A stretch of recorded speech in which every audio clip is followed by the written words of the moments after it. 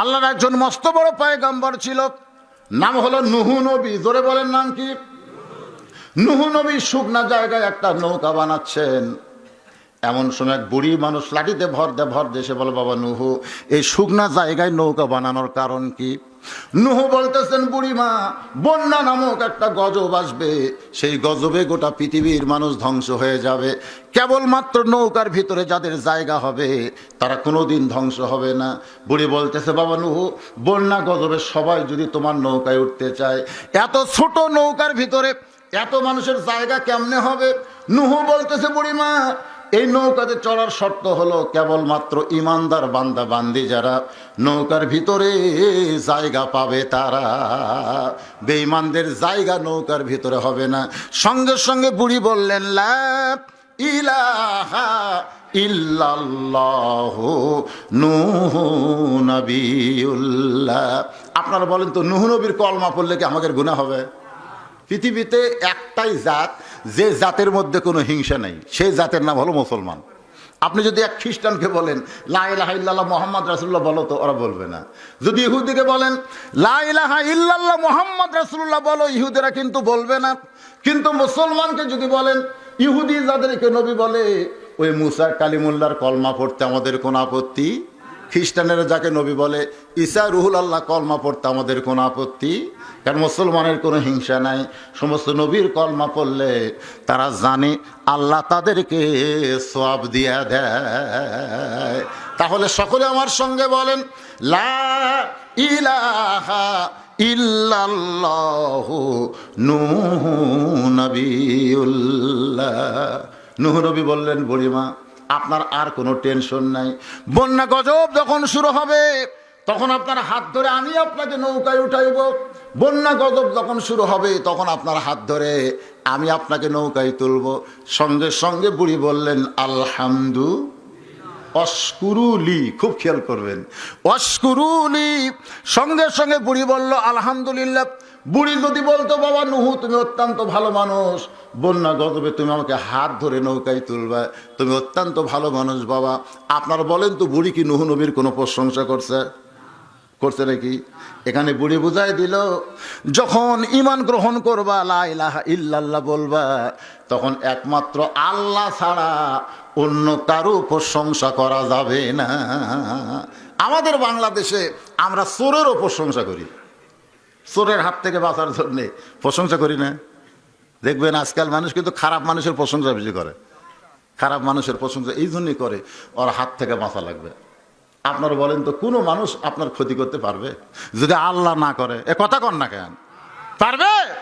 যদি আল্লাহ ক্ষতি করে, কোনো মানুষ আপনাকে বাঁচাবার পারবে? তাহলে বিশ্বাস, জিকির যখন করবেন, এই বিশ্বাসের উপরে বলা লাগবে। বুড়ি বললেন, আলহামদু। বন্যা গজব শুরু হলো, গোটা দুনিয়া ধ্বংস হয়ে গেল। নূহ নবীর নৌকা জুদি পর্বতে ভিড়ে গেল।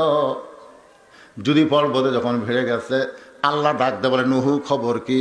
নূহ বলতেছে, আল্লাহ, গোটা পৃথিবীর সবাই ধ্বংস হয়ে গেছে, কেবলমাত্র নৌকার ভিতরে যারা জীবিত আছে তারা, নৌকার বাহিরে যারা ধ্বংস হয়েছে তারা। আল্লাহ বলে, নূহ, ওই বুড়িটার খবর কি? নূহ বলতেছে, আল্লাহ, আমার মনই নেই। সোন আল্লাহ খান। নূহ বলতেছে, আল্লাহ, আমার মনই নেই। আল্লাহ বলেন, নূহ, গোটা পৃথিবী ধ্বংস হয়ে গেল, তাহলে বুড়িটার খবর কি? নূহ বলতেছে, আল্লাহ, গোটা পৃথিবী যখন ধ্বংস হয়ে গেছে, তাহলে বুড়িটাও ধ্বংস হয়ে গেছে। হাত আন্দাজে কথা, এর নাম হলো হাত আন্দাজ। হাত আন্দাজ বলতেন না? গোটা পৃথিবী ধ্বংস হয়ে গেছে, বুড়িটাও ধ্বংস হয়ে গেছে। আল্লাহ বলতেছে, নূহ, হাত আন্দাজে কোনো কথা বলা যাবে না। কথা বলতে গেলে তদন্ত করে কথা বলা লাগবে। আজকে যদি মানুষ হাত আন্দাজে বলে যে হুজুর এই করছে, হুজুর এই করছে, বুঝেন না? আজকে বলে না, হুজুরা কি করছে? নারী নির্যাতন করছে। বড় হুজুর কি করছে? মানুষ খুন করছে, আগুন দিয়ে বাড়ি পুড়িয়ে দিছে, যার কারণে হুজুরকে যাবজ্জীবন কারাদণ্ড, আমৃত্যু কারাদণ্ড হুজুরকে দিছে। আমাদের বাংলাদেশের ছেলেরা এরকম কিছু গল্প করে কি করে না? হুজুর দোষ করছে পারে। এটা হলো সাধারণ মানুষের তদন্তে হুজুর দোষী। সাধারণ মানুষের তদন্ত কোন মানুষের? যারা হুজুর জোরে গেলে কয় দাওয়াত পাচ্ছে, আসতে গেলে কয় কত পায়ে খাওয়া খাচ্ছে। ওই আগে থেকে হুজুর দেখবার পারে না, ওই বদমাইশকে আবার হুজুর তদন্ত করে ওর পাঠাছে, দেখ তো হুজুর কোন দল করে। আপনারা বলেন তুই আগে থেকে হুজুরের পক্ষে না বিপক্ষে? তাহলে ওই আবার কি তদন্ত করবে? ওর রিপোর্ট কি হুজুরের পক্ষে পড়বে না বিপক্ষে পড়বে? আল্লাহর তদন্ত হলো ইন্নামা ইয়াখশাল্লাহ মিন ইবাদিহিল উলামা, বান্দা সমূহের ভিতরে আলেম বান্দারা আল্লাহকে সব চাইতে বেশি ভয় করে। এই তদন্তকার যারা বলবেন না মরার আগে তারা বোবা হবেন, এই তদন্তকার। আরো জোরে, আমি কি আমার কথা বলতেছি না কোরআন বলতেছি? ইন্নামা ইয়াখশাল্লাহ মিন ইবাদিহিল উলামা, এখানে ডাইরেক্ট আল্লাহ বলেছেন বান্দা সমূহের মধ্যে আলেম বান্দারাই আল্লাহকে বেশি ভয় করে। এ কথা কার? আবার আল্লাহ বললেন ইন্না আকরামাকুম ইনদাল্লাহি আতকাকুম, ওই ব্যক্তি সবচাইতে সম্মানী হয় যার কলিজার মধ্যে আল্লাহর ভয়। তার মানে বোঝা গেল আলেমরা কোনোদিন নারী নির্যাতন করতে, যারা বলবেন না তারা কি আলেমের পক্ষে না বিপক্ষে? এই কথার দ্বারা বোঝা যাবে, একটু খেয়াল করবেন, আলেমরা কোনোদিন মানুষের ঘর বাড়ি পুড়াই দিতে পারে? আলেমরা কোনোদিন যুদ্ধ অপরাধী হতে পারে? তদন্ত করছে। হ্যাঁ, আজগুবি, অযথা, হাত আন্দাজ। কি আন্দাজ? হাত আন্দাজ।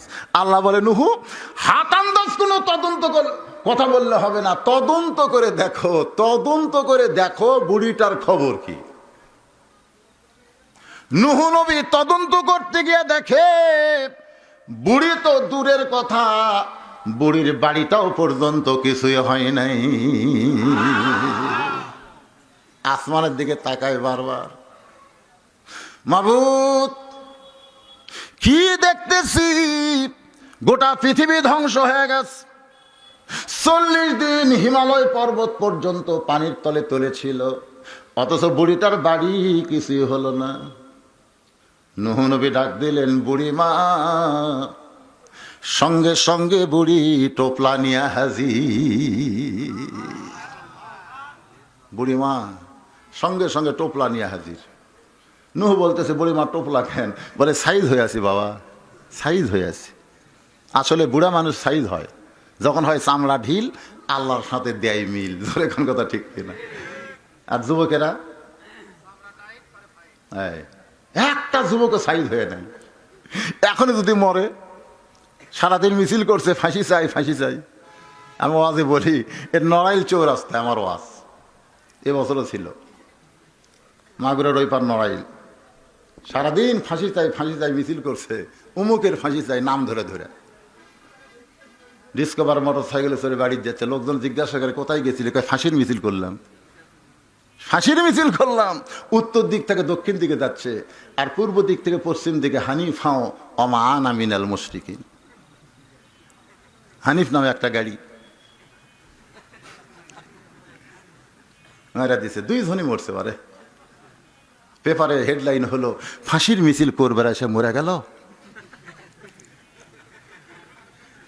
আজকে আমরা কোন সাইজ হচ্ছি? সাইজ, হ্যাঁ, সবসময় চাষটালে গল্প করে অমুকের ফাঁসি হবে, অমুকের হয়ে গেল। তোমার যে মৃত্যু হবে যে কোনো মুহূর্তে, জোরে কোন কথা ঠিক কিনা? ফাঁসির তারিখ আছে, মরার কিন্তু তারিখ নেই। যে কোনো সময় মৃত্যু হবে। এই জন্যে লোকটা যদি খালি মুসলমান হতো, এই গানের কারণে আল্লাহ জান্নাত দিত। কিন্তু লোকটা খ্রিস্টান বারে, নাম হলো এন্ডু কিশোর। জোরে কোন নাম কি? একটা দামি গান কইছে, ডাক দিয়াছেন আল্লাহ আমারে, রইব না আর বেশি দিন তোদের মাজারে। চলতে পথে 2 দিন থামিলাম, যাবার কালে একজন আরো দেখা না পাইলাম। ও আমার সাদের মালা যাই রে ছিঁড়ে, রইব না আর বেশি দিন তোদের মাজারে। ডাক দিয়েছেন মানে যে কোনো সময় আমাদের মৃত্যুর ডাক আছে না নাই? এজোর এখন আছে না নাই? তাহলে সাইজ হওয়ার কথা কে বলেছেন?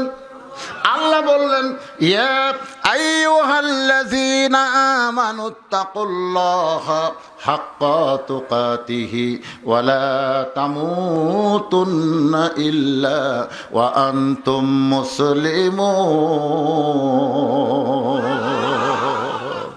এখানে বলতেছেন তোমরা মুসলমান না হয়ে মরো না, যে কোনো সময় তোমাদের মৃত্যু হবে।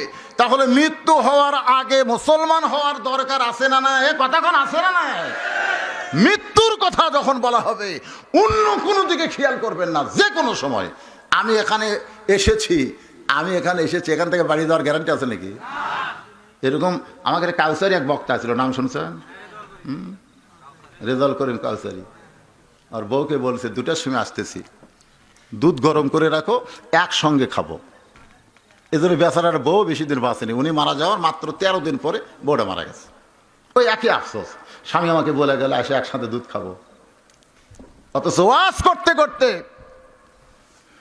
বেহুশ হয়ে গেলেন, এনায়েতপুর হাসপাতালে যাওয়ার আগেই মারা গেছে।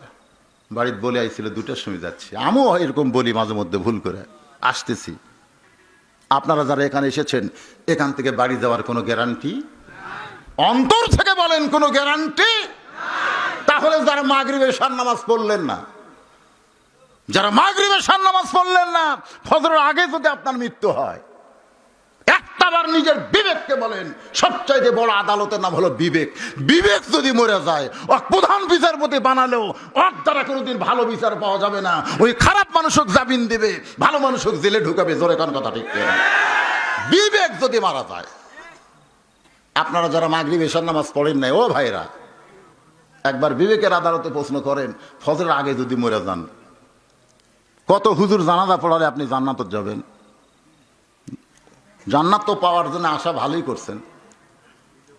ইমাম মালিক রহমতুল্লাহ আলাইহি ফতোয়া দিয়েছেন, কোনো বেনামাজ ইচ্ছা করে কোনো লোক যদি নামাজ না পড়ে মারা যায়, শোনেন, ইচ্ছা করে কোনো লোক যদি নামাজ না পড়ে মারা যায়, তার জানাজায় কোনো নামাজি ব্যক্তি যদি অংশগ্রহণ করে, তার আমল নামায় 1 হুকবা পরিমাণ পাপ হবে।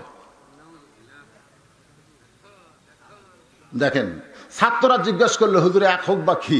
ইমাম মালিক বললেন উহুদ পাহাড় সমান। তাহলে বেনামাজির জানাজায় কোনো নামাজি গেলে তার আমল নামায় আল্লাহ পাপ দিবে। ছাত্ররা বললো হুজুর তাহলে বেনামাজির খবর কি? ইমাম মালিক বললেন, রাস্তায় যদি কোনো কুত্তা শিয়াল মরে থাকে, তার খবর কি?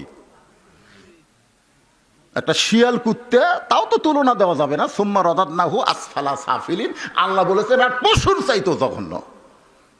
তো উনি শিয়াল কুত্তার তুলনা দিচ্ছে, রাস্তায় একটা শিয়াল কুত্তা মরে আছে, তাহলে কি করণীয়? কারণ রাস্তায় মরছে, যে ওই পচিয়া দুর্গন্ধ হবে, রাস্তার মানুষ চলাচল করতে কষ্ট হবে। এই জন্যে ওকে অজাগাত মোতা লাগবে, যেখানে মানুষ যায় না। তো এখন আপনারা বলেন, শিয়াল কুত্তা কি আপনারা গোসল করাবেন? ওর গাওয়াত কি কাফনের কাপড় দিবেন? ও কি আপনারা কান্দর তুলবেন? শিয়াল কুত্তার ফতুয়া হলো ওর পায়ের একটা দড়ি লাগানো লাগবে, দড়ি লাগে টাইনে নিয়ে যায়, যেখানে মানুষজন যায় না, ও জায়গা পুঁতে থোয়া লাগবে। ইমাম মালিক বললেন একটা বেনামাজের অবস্থাও তাই করা লাগবে, ওর পায়ে দড়ি লাগে টাইনে নিয়ে যায়, কোনো গুরুস্থানে নয়, ও জায়গা পুঁতে থোয়া লাগবে। একটা বেনামাজি পুঁতে রাখলে আর নামাজের ওয়াজ করা লাগবে না, এমনি সব নামাজি হয়ে যাবে। জোরে কোন কথা ঠিক করে? মুসলমান দাবি করবা, ওয়াজ শুনবা, আর মাগরিব এশার নামাজ পড়বা না।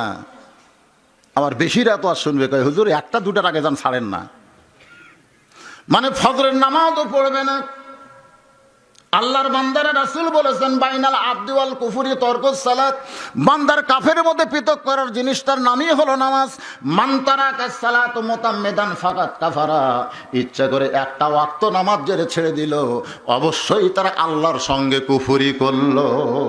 ওয়ালা তাকফুরুন, এই আয়াতের মধ্যে শেষে বলা হলো অশকুরুলি ওয়ালা তাকফুরুন, কুফরি করা যাবে। তাহলে নামাজ ছাড়া, সবাই কয় না, এই যুবকেরা কথা বলো, নামাজ ছাড়া যাবে? যেই যুবকের আজকের মাহফিল করতেছে, যেই যুবকের আজকের মাহফিলের আঞ্জাম দিচ্ছে, আজ 3 দিন হলে ওরা খাওয়া দাওয়া ঠিক মতো করে নাই, যে হুজুর মাহফিল করা লাগবে, আজকে মোনাজাতের পরে ওদের মনে একটু শান্তি হবে। আপনারা বলেন তো, যেই যুবকের এত সুন্দর মাহফিল করলো, ওরা যদি মাগরিব এশার নামাজ না পড়ে, যদি ফজরের নামাজও না ধরে, আপনারা বলেন তো এইরকম 1000 মাহফিল আর 1 ওয়াক্ত নামাজ যদি জানি পল্লায় দেওয়া হয়, আপনারা বলেন তো মাহফিলের ওজন বেশি হবে না নামাজের ওজন বেশি হবে? তাই যুবকদের বলতেছি, বাজান 5 ওয়াক্ত নামাজ ধরো, যারা মাগরিব এসে পড়ো নাই এই মুহূর্তে তওবা করো। ফজর থেকে 1 ওয়াক্ত নামাজ ছাড়া যাবে না। নূহ বললেন বুড়িমা টোপলা কেন? বুড়ি বলতে সাইজ হয়ে আছি। জোরে কান কি হয়ে আছি? কারণ তুমি এসে যখন ডাক দিবা, আমি যদি বলি টোপলা আমার গোছান লাগবে, এটা করা লাগবে, সেটা করা লাগবে, তাহলে কিন্তু বন্যা এসে আমার ডুবা ফেলবে। এই জন্য আগে থেকেই সাইজ হয়ে আছি, তুমি ডাক দিলি আমি দরজা খুলে দিব। নূহ নবী বলতেছে বুড়িমা খবর জানেন না? বুড়ি বলতেছে বাবা কি খবর? নূহ বলতেছে গোটা পৃথিবী ধ্বংস হয়ে গেছে,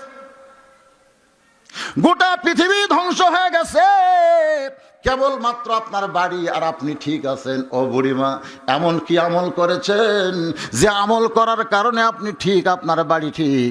ওই আমলটা আমি নবীকে আপনার বলতে হবে।